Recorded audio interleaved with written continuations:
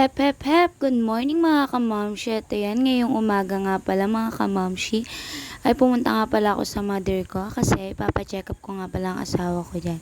Ayan, nandito na nga pala ako sa kanila mga kamamshi at hinihintay ko na lang pala siyang matapos dahil pinagbubugong niya pa ang aking ninong. Syempre ayan, sayo-sayo muna ako dyan mga kamamshi habang hindi pa kami nakakaalis.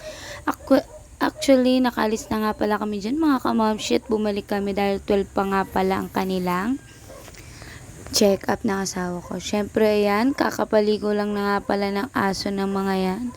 Ang cute nila, grabe. At ngayon, ang aso ko nga pala dyan ay si Cooper, yung nakakulay gray lang po na aso, syempre mga kamamshi. At ayan, nilalamig nga pala ang aking Cooper.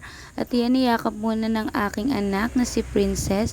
Syempre ito namang isa kong anak na si Precious, kumakain nga pala ng mangga. Ang tamis-tamis nga daw po. At ayan, mga kamamshi, nilikod nga pala ng isa kong inaanak ang aking baby dyan. Syempre, inano niya. At ayan, ang sister ko, nahiya pa sa camera. Akala mo naman ang ganda.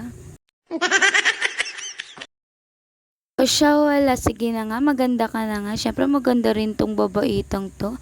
At ayan, itong nga pala, pagtapos nga pala niya maligo, mga kamamshi, tingnan nyo naman. Parang nakainom at nalasing na. Ayan,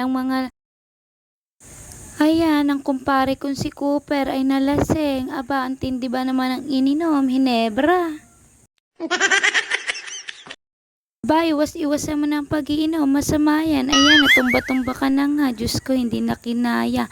Aba, pag-iinom kasi ilagay sa, hindi yung Diyos ko. At yan, passport mga kamamshi. Nandiyan na nga pala kami sa Super Health Center, mga kamamshi.